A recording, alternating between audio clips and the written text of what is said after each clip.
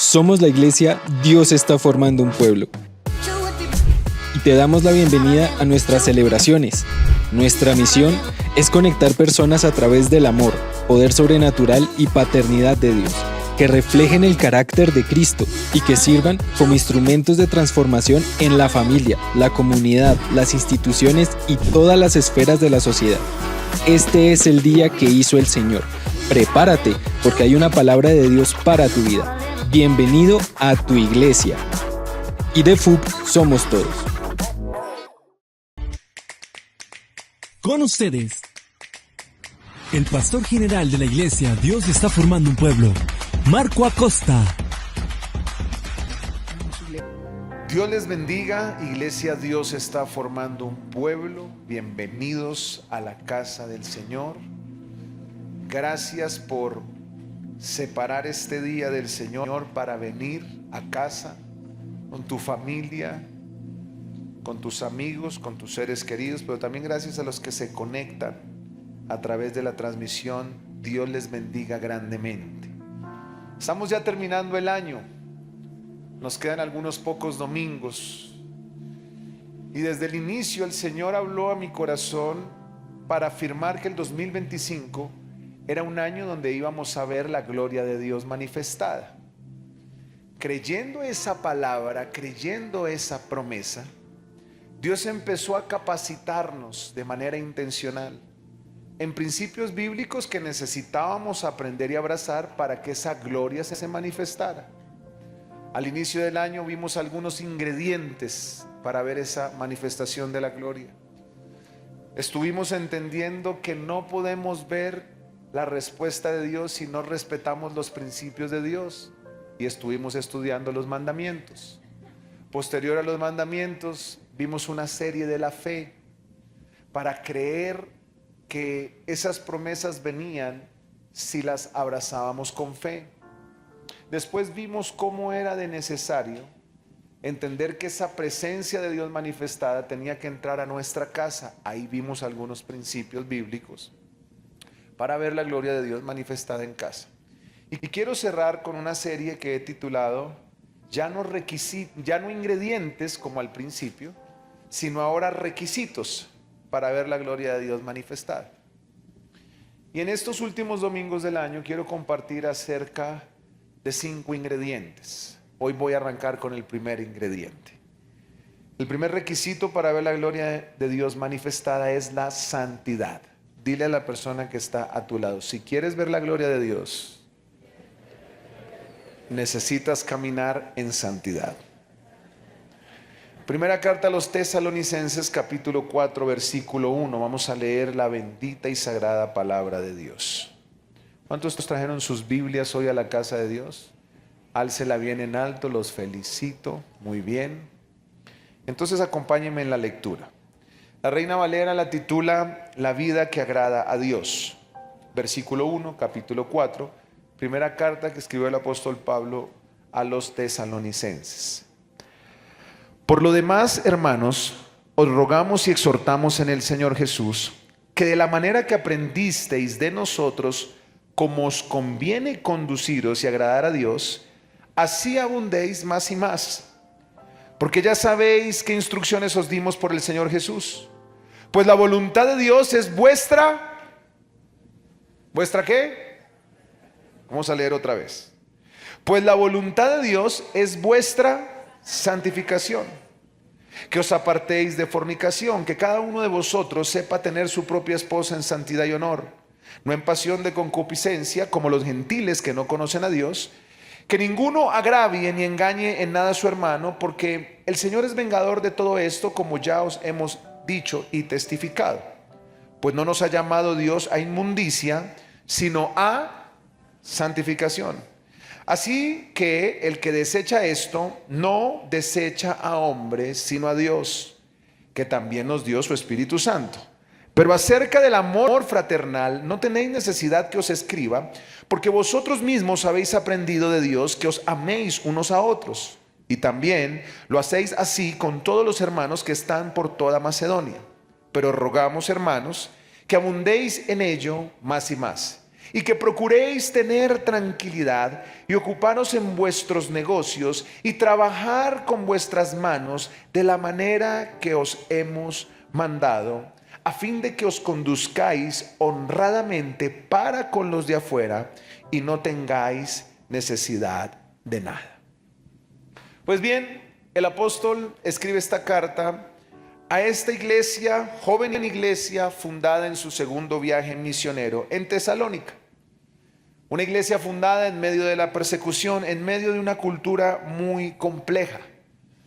La iglesia de Tesalónica, capital de Macedonia, culturalmente era muy compleja, porque allí era normal la inmoralidad sexual, era normal la adoración a diferentes dioses. Dioses paganos como Dionisio, Afrodita y Zeus hacían que la prostitución ritual, la inmoralidad y la perversidad reinaran culturalmente. Los principios de la familia estaban corrompidos y hablar de la fe bíblica, hablar de los principios bíblicos no era fácil y era un reto fundamental.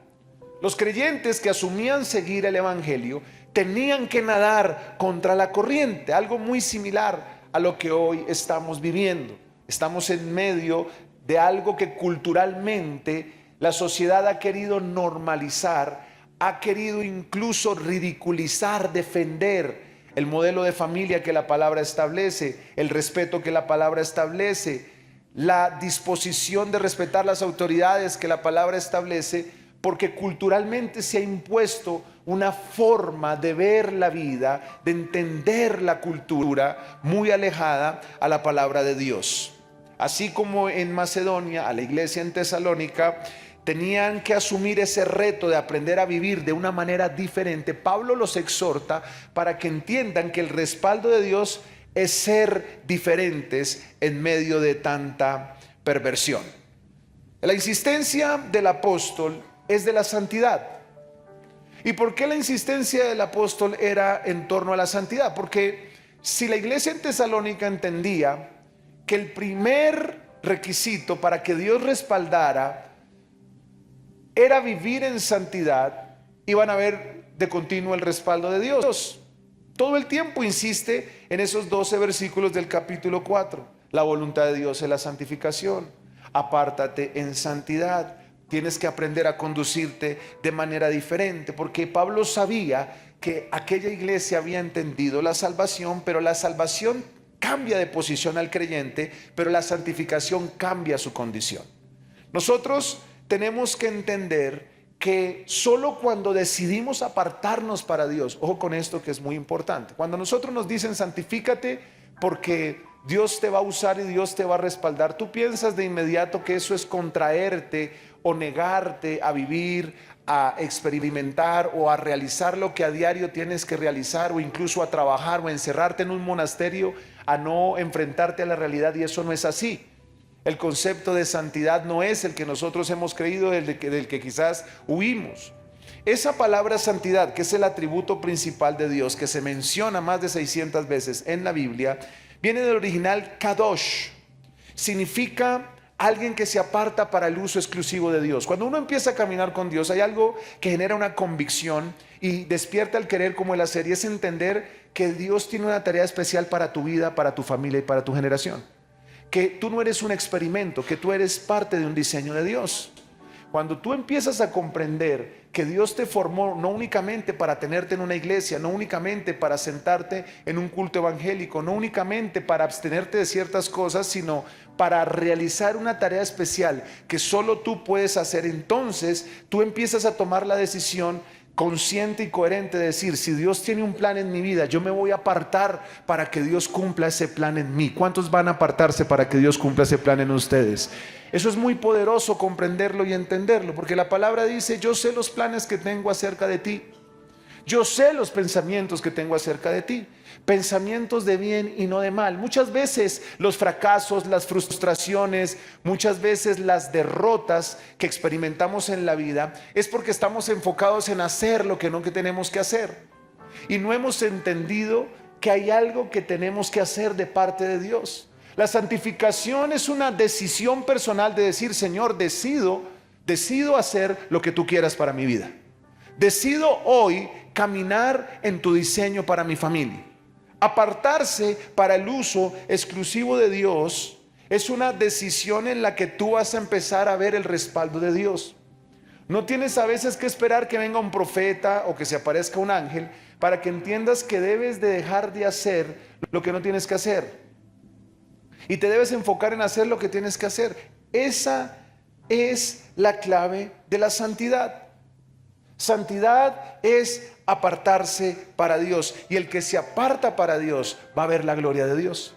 Si tú terminas el año bajo una decisión personal, familiar, que afectará de manera generacional, apartarte para lo que Dios va a hacer, créeme que vas a ver el respaldo de Dios. Ahora bien, pastor, ¿cómo logro llegar a ese proceso de santidad? Y creo que quiero dejar 3, 4 principios fundamentales para que puedas abrazar este ingrediente y antes de que termine el año veas la gloria de Dios manifestada. Número 1. Lo primero que tienes que entender es que la santidad es un proceso liderado por el Espíritu Santo que obedece a la voluntad de Dios. Es un proceso, diga conmigo, es un proceso. Poco a poco el Espíritu Santo te va llevando de la mano. Poco a poco el Espíritu Santo te va convenciendo. Poco a poco el Espíritu te va diciendo, es por aquí, no es por aquí. Esto me agrada, esto no me agrada. Cuando el apóstol dice allí en la carta a los tesalonicenses, de la manera que aprendisteis de nosotros, como os conviene conduciros, agradar a Dios, a mí siempre me ha llamado la atención entender que la santificación, agradar a Dios, obedecer a Dios, nos conviene. Diga conmigo, agradar a Dios me conviene.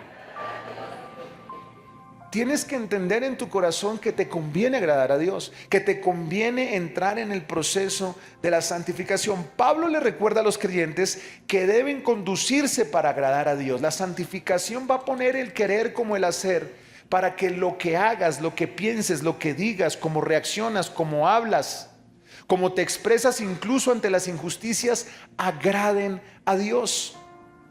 Nosotros vamos a comprender que en ese proceso de crecimiento continuo, no estático, la clave de ese proceso es que el Espíritu Santo camine contigo. Porque el Espíritu Santo va a poner en ti el querer como el hacer. Mira lo que dice Juan capítulo 16, versículo 8. Nosotros vamos a hacer un trabajo muy sencillo si caminamos con Dios. Si caminamos con esa persona que fue enviada para convencernos, para redarguirnos. Esa persona llamada Espíritu Santo es la que nos hace sentir mal cuando actuamos mal. ¿Cuántos les ha pasado eso? Que uno actúa mal y uno dice, creo que la embarré, creo que reaccioné mal, creo que no lo debía haber hecho así. Eso es muy bueno que sientas eso. Te felicito. Ibas en el carro y un señor te cerró. Desgraciado, le sacó el machete, le declaró 3 veces santo. Y usted después como que reacciona, ay, qué vergüenza, qué tal que me vea el ministro de la red. Pero usted se siente mal y usted dice otra vez. Le iba a meter su crucetazo en la oreja, le cerré el carro, le eché hasta la bisabuela. Cuando usted se empieza a sentir mal, eso está muy bien. No se afane porque volvió a reaccionar mal. Afánese si volvió a reaccionar mal y el Espíritu Santo no le redarguyó. Porque al final, mira lo que dice la palabra, cuando Él venga, ¿quién? El Espíritu Santo. Solo el Espíritu Santo convencerá al mundo de pecado, justicia y juicio. Mira, el agente transformador y santificador es el Espíritu Santo. Él es el único que poco a poco, diga conmigo, poco a poco, va a ir transformando tu vida. Va a ir llevándote en una convicción profunda, en una decisión natural de amar lo que Dios ama y aborrecer lo que Dios aborrece. Y llega un momento que tu propio cuerpo aborrecerá hacer lo que antes le placía hacer. Va a llegar en un momento en donde nadie te tiene que corregir, nadie te tiene que regañar, nadie te tiene que exhortar. Tu mismo cuerpo lo va a rechazar. tu mismo cuerpo no lo va a tolerar. Tu mismo cuerpo va a sentir resentimiento, va a sentir náuseas, va a sentir vómito, va a sentir que eso realmente es asqueroso para ti. Ya tú no lo toleras. ¿Por qué? Porque el Espíritu Santo trajo sobre tu vida esa convicción. Ese agente santificador, que es el que te enseña como maestro lo que le agrada a Dios y no le agrada a Dios, nunca te va a controlar, nunca te va a manipular, sino que te va a direccionar sometiéndote con amor a su perfecta voluntad. Y eso es muy poderoso. ¿Por qué es poderoso? Porque Él trabaja por medio de la revelación y de la convicción. Él nunca te va a restringir, sino que Él te va a decir: ya no te queda bien estar tomando alcohol a esta altura de la vida. Ya no te queda bien estar fumando. Ya no te queda bien maltratar a la gente que te rodea. Ven, ya no te queda bien insultar. Ya no te queda bien ver esa pornografía. Ya no te queda bien hacer lo que estás haciendo. Y entonces empieza una convicción muy bella que solo es producida, es provocada por el Espíritu Santo. La santidad liderada por el Espíritu Santo nos va a llevar no a ser aislados, sino a ser diferentes. Nos va a llevar a relacionarnos con sabiduría bíblica. El Espíritu Santo no te lleva a una temporada de abstención. No, el Espíritu Santo te va a llevar a actuar constantemente, siempre agradando a Dios. Y entonces lo que va a hacer el Espíritu Santo es que te va a sumergir en una ocupación para que te enfoques en hacer lo que tienes que hacer. De esa manera no te va a quedar tiempo para hacer lo que no tienes que hacer. Ahora bien, si el Espíritu Santo es aquel que te lleva en el proceso para entender la voluntad de Dios, lo que necesitas incrementar a partir de hoy es la comunión con Él. Una de las razones por las cuales volvemos a fallar en lo mismo es porque somos inconscientes de la presencia del Espíritu Santo en nuestras vidas. Porque cada vez que somos conscientes, nos portamos diferentes. Yo le enseño mucho a la gente con la que trabajo acerca de la prudencia. Les digo: venga, hay que ser prudentes, hay que tener sabiduría. A veces nosotros se nos va la boca, se nos va un comentario, y cuando están conmigo son reprudentes. Cuando no están conmigo son reimprudentes. Pues bueno, es similar. El Espíritu Santo es la persona que está todo el tiempo contigo. Recuerda que cuando vas en el Transmilenio Él está ahí. Recuerda que cuando vas en el carro Él está ahí. Recuerda que cuando estás allí en la cocina en una tensión con tu esposa, el Espíritu Santo está ahí. Recuerda que cuando estés en el cine con esa amiga con propósito, Él está ahí. Y entonces eso va a limitar tu conducta. ¿Cuántos están entendiendo? Entraste a un bar, nadie me vio. Me cubro con la sangre de Cristo que nadie me vea en este bar. Y el mesero era el de la batería. Me vio, me pillaron. Te sonrojaste, te avergonzaste. Le dijiste al mesero que era el de la batería de la iglesia: no vas a pensar que estoy haciendo lo indebido. Estoy en una cita de edificación. Si te avergonzó que te viera el baterista de la iglesia, ¿por qué no te avergüenza que el Espíritu Santo de Dios, que camina a las 24 horas contigo, te ha venido observando en las conductas incorrectas? Entonces tenemos que ser conscientes. Por eso el Espíritu Santo es el agente santificador. Tú te vas a dar cuenta cuando entras a un lugar y el Espíritu Santo te dice: no tienes que estar aquí. Tú te vas a dar cuenta cuando estás en una conversación con una persona que no te conviene y el Espíritu Santo te dice: no tienes que estar aquí. Tú te vas a dar cuenta cuando incluso vas a cerrar un negocio que no te conviene y el Espíritu Santo te dice: esto no viene de mí. ¿Cuántos dicen amén? Es muy importante entender que la santidad es un proceso liderado por el Espíritu Santo que obedece a la voluntad de Dios. Lo segundo que quiero dejar en tu corazón es que la santidad implica dominio sobre el cuerpo y sobre los deseos. Mira qué curioso que estudiando esto, la Biblia tiene mucho detalle, mucho detalle. Me di cuenta de un error en la Reina Valera, imagínese usted. Yo creo que es un error de transcripción literaria. Versículo 4, capítulo 4, versículo 4. Dice que cada uno de vosotros sepa tener su propia esposa en santidad y honor, no en pasión de concupiscencia como los gentiles que no conocen a Dios. Resulta que la versión original ahí no habla de esposa. La versión original habla de cuerpo. Y claro, yo decía, pero ¿cómo compara esposa con concupiscencia? No tenía sentido en el hilo gramatical. A lo que se refiere allí el apóstol no era la esposa, sino al cuerpo. La versión Las Américas habla de vaso.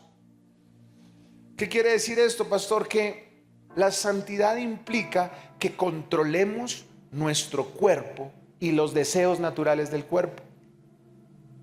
Mira, la capacidad de controlar nuestros... ¿Cuántos tienen deseos? ¿Cuántos tienen impulsos? Cuando usted ve un chicharrón en un barril tostado, crujiente, ¿ah?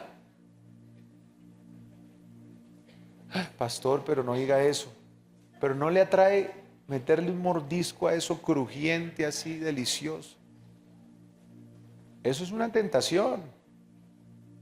O un pedazo de carne, o bueno, o pescado, o pechuga. Esos son sus deseos.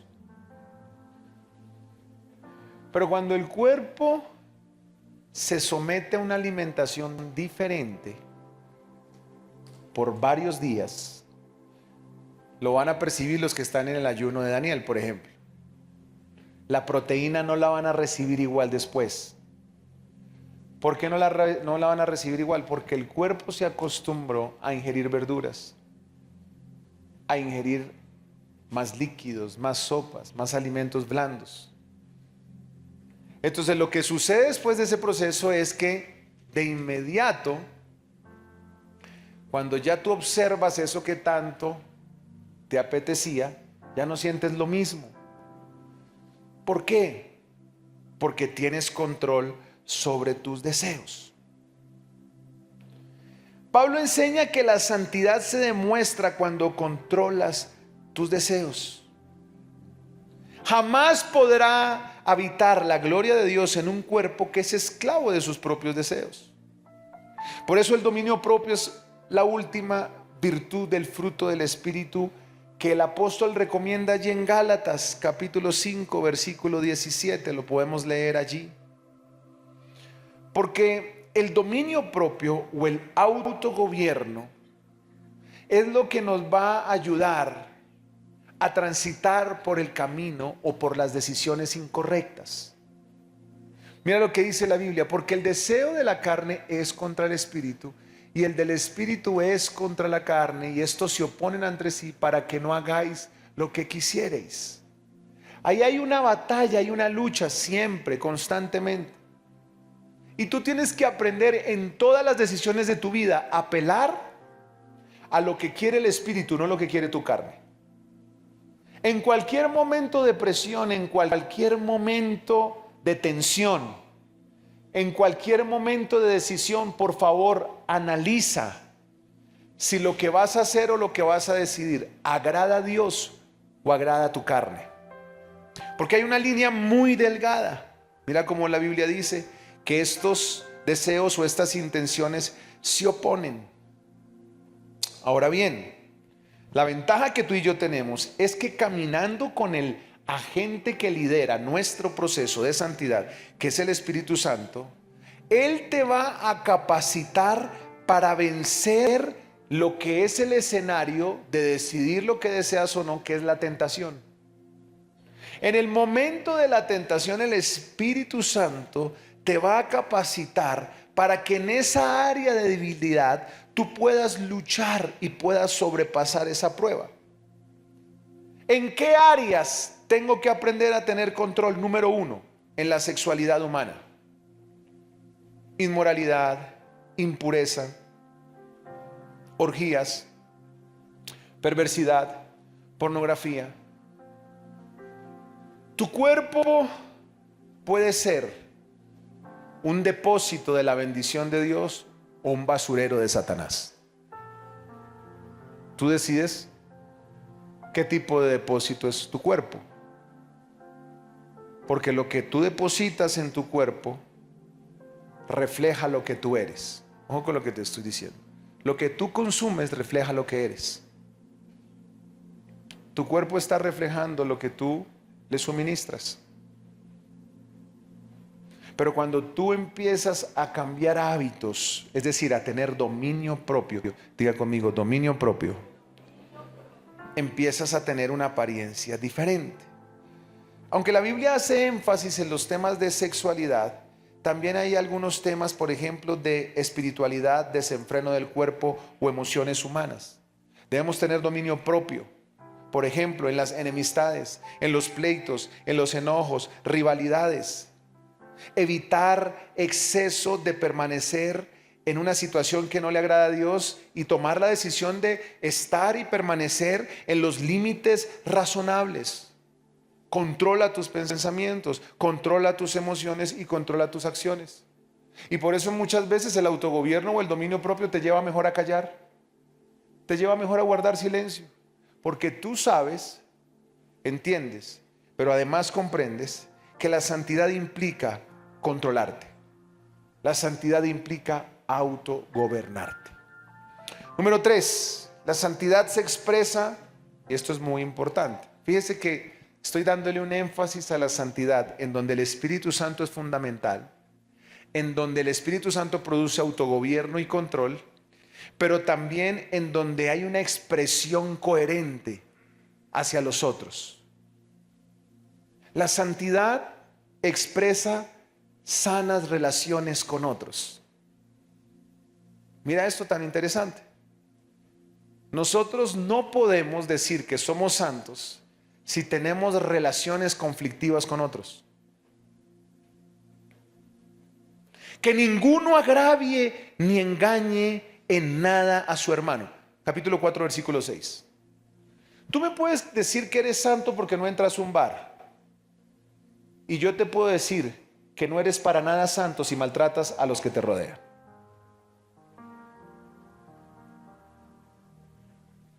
Porque lo dice el apóstol. Que ninguno que agravie ni engañe en nada a su hermano. Pero mira lo fuerte que dice, porque el Señor es ¿qué? Vengador de todo esto, como ya os hemos dicho y testificado. La santidad no es solo pureza sexual, la santidad no es solo apartarte para Dios, la santidad no es solo tener dominio propio de tus deseos pecaminosos, la santidad exige integridad moral y relacional. Dios exige de nosotros una conducta irreprochable hacia los demás.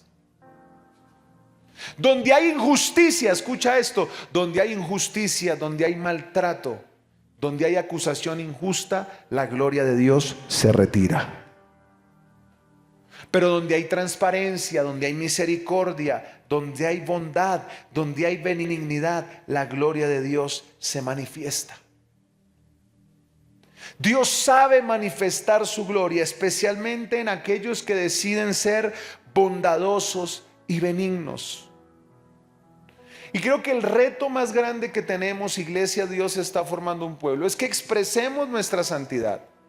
Es que expresemos la conducta correcta hacia los demás desde estas dos virtudes, la benignidad y la bondad. Tenemos que aprender a ser benignos. Benigno es aquel que es gentil, que es amable. La palabra benignidad viene de la palabra shrestotes. Se refiere al que se opone a ser áspero o malhumorado. Benigno es aquel que es apacible, sereno, no se deja perturbar. Tiene capacidad de tratar a quienes lo rodean con amabilidad, cortesía. Pero por su parte, bondadoso o bondad es una virtud que solo es atribuida a Dios. Bondadoso es aquel que es verdadero y bueno. Cuando usted junta estas dos virtudes, tanto la benignidad como la bondad, el ser una persona amable, el ser una persona cortés, el ser una persona cálida y el ser una persona buena, automáticamente contrarrestan las obras de la carne. Porque entienda, el que es benigno, el que es bondadoso, es muy complejo que sea maltratador. Y eso no quiere decir que el que es benigno y bondadoso no pueda llamar la atención, el que es benigno y bondadoso no pueda exhortar, el que es benigno y bondadoso. Eso no lo podemos confundir, porque el amor de Dios se expresó en excepciones desde la severidad. Es importante hacer este equilibrio, pero aún la exhortación se ve que es con un tono diferente. Aún la exhortación se ve que es con un espíritu diferente. Sin benignidad y bondad una exhortación se vuelve destrucción. Con benignidad y bondad una exhortación se vuelve corrección de amor. ¿Cuántos están entendiendo? En eso se expresa la santidad. La santidad se expresa desde la bondad y la benignidad como la oposición a conductas como pleitos, enemistades, celos, enojos, rivalidades, disensiones, que simplemente son la evidencia de la ausencia de la benignidad y la bondad. La bondad me permite ser, pero la benignidad me permite hacer. Desde la bondad tú eres bueno. Desde la benignidad haces lo que una buena persona debería hacer. Y eso es natural, mis hermanos. Eso es espontáneo. Yo creo que la iglesia Dios está formando un pueblo. Tiene que levantar discípulos queridos. Que cuando tú estés en el área donde trabajas, puedas resaltar porque eres una persona querida, porque eres una persona amable, porque eres una persona que da la milla extra, porque ayudas a los necesitados, porque das testimonio, porque amas al que está en dificultad, porque te quedas unos minutos más si hay alguien que no pudo terminar su responsabilidad laboral, porque la gente va a notar en ti que hay algo diferente. Es que él es diferente, es que él reacciona diferente. Y quizás tengas que pasar la decisión de que la gente piense que tú eres bobo, que te usan, que te utilizan y que siempre te llevan por dentro, como dicen ellos. Pero pueden pensar lo que quieran, que si ante Dios tú le estás agradando a Él, esa bondad y esa benignidad, Dios la sabe premiar. Yo quiero retarte a que termines el año caminando en santidad, no solo por el proceso de transformación liderado por el Espíritu Santo, no solo por la capacidad de controlarte ante tus propios deseos. Te animo a que demuestres la santidad en la manera correcta como te debes relacionar con los demás. Cuando Dios cultiva bondad en nuestro espíritu, es natural esa amabilidad en nosotros. Tú no sabes la cantidad de puertas que esa amabilidad abre. Tú no sabes la cantidad de contactos que esa gentileza atraerá a tu vida. Tú no sabes la promoción que vendrá en tu vida profesional y vocacional. Porque puedes ser experto en el hacer, pero si no calificas en el ser, nunca estarás listo a ocupar las posiciones que Dios ha reservado para ti. Necesitamos ser apacibles, serenos, amables, corteses, porque solo cuando nosotros demostremos este ingrediente de la santidad, demostrado en estas tres áreas, vamos a ver la manifestación de la gloria de Dios. Y quiero terminar contando el ejemplo de aquel varón llamado Mefiboset. ¿Cuántos recuerdan la historia de Mefiboset? Creo que es el mejor ejemplo para mostrar cómo la santidad no solo tiene repercusiones presentes, la santidad tiene una repercusión trascendental. Mefiboset venía de una generación de linaje real, gubernamental. Sin embargo, por errores de su abuelo, por errores cometidos en su generación, Mefiboset, debiendo haber sido el rey de la tercera generación, terminó siendo un hombre lisiado, fracasado y derrotado, abandonado en una tierra llamada Lodebar. No obstante, aunque parecía que su vida estaba perdida, su condición era desahuciada, su futuro fracasado. Su generación sembró una semilla que él en el futuro recogió sin esperarlo, por una actitud de bondad. Primer libro de Samuel, capítulo 18, versículo 2. Y Saúl le tomó aquel día y no le dejó volver a casa de su padre. E hicieron pacto Jonatán y David, porque él le amaba como a sí mismo. Saúl, padre. Jonatán, ¿quién era? Muy bien. ¿Y Mefiboset quién era? Hijo de... Ahí está la tercera generación, ¿verdad? De Jonatán. Saúl, papá. Jonatán, hijo. Mefiboset, nieto. A mí me llama mucho la atención esto, por una sencilla razón. Porque hay actos de bondad que van a promocionar a tus nietos. Hay actos de bondad que hoy tú haces que buscarán a tus nietos en lo más recóndito donde puedan estar, para bendecirlos, promocionarlos y restituirlos. Este es un ejemplo. E hicieron pacto Jonatán y David, versículo 3, porque él le amaba como a sí mismo. Mira el acto de bondad. Jonatán se quitó ¿qué? El manto que llevaba y se lo dio a David, y otras ropas suyas, hasta su espada, su arco, ¿y qué más? Y su talabarte. David, en un acto bondadoso y benigno, le entregó a su amigo lo más valioso para él. Le entregó su manto, que lo reconocía como hijo de la realeza. Le entregó su espada como arma de defensa, su arco como instrumento de eficiencia. Se despojó de lo que para él era necesario, práctico y relevante, y se lo entregó para bendecir a alguien que incluso no era parte de su apellido, no era parte de su descendencia, no era parte de su asignación.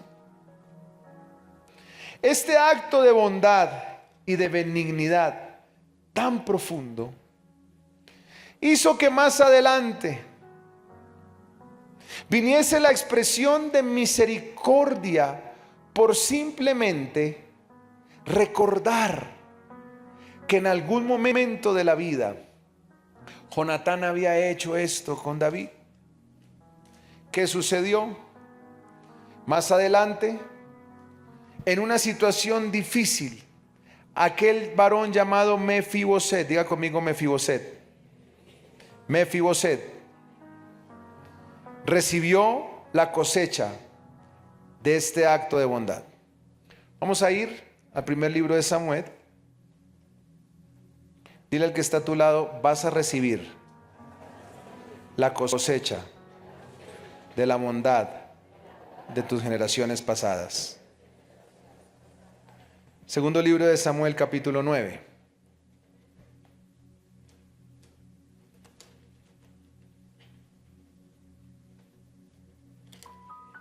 Vale la pena sembrar.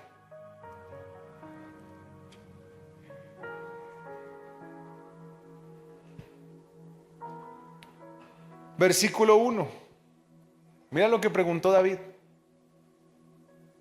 Siendo rey, siendo el gobernante de turno. Mira porque ahora tú entiendes lo importante de ser bondadoso y benigno como evidencia de la santidad. Llegó David y preguntó: ¿ha quedado alguno de la casa de Saúl a quien haga yo misericordia por amor de Jonatán? Es lo que pregunta David. En español, David decía: ¿cómo olvidar a ese varón que en un momento de persecución, en un momento de angustia, en un momento de dificultad, se quitó el manto, se quitó la espada, se quitó el arco y me empoderó aún en medio de la dificultad, como nadie más lo hubiese podido hacer, como nadie más lo hubiese podido hacer siendo él el hijo del rey? ¿Cómo olvidarlo? Pasaron los años y lo fue a buscar, porque los actos de bondad y los actos de benignidad marcarán tu corazón y marcarán tu generación.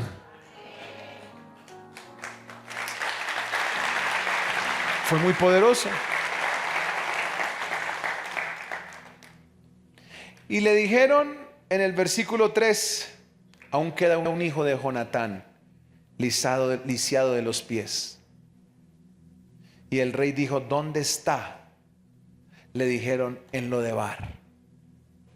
Versículo 6. Trajeron a Mefiboset a David.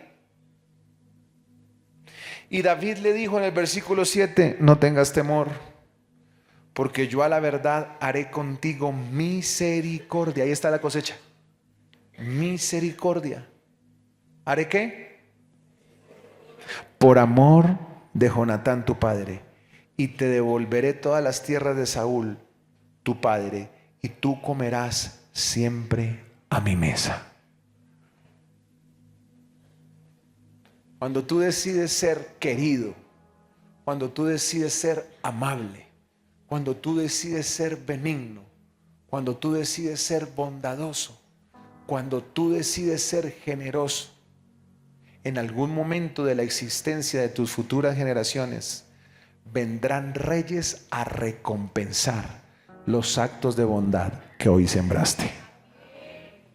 Pero cuando decides ser áspero, cuando decides ser tosco, cuando decides ser maltratador, injusto, agresor física o verbal, con razón o sin razón, también tus futuras generaciones lo recogerán. ¿Cuántos quieren caminar en el ingrediente de la santidad? Somos la iglesia Dios está formando un pueblo. Y te damos la bienvenida a nuestras celebraciones. Nuestra misión es conectar personas a través del amor, poder sobrenatural y paternidad de Dios, que reflejen el carácter de Cristo y que sirvan como instrumentos de transformación en la familia, la comunidad, las instituciones y todas las esferas de la sociedad. Este es el día que hizo el Señor.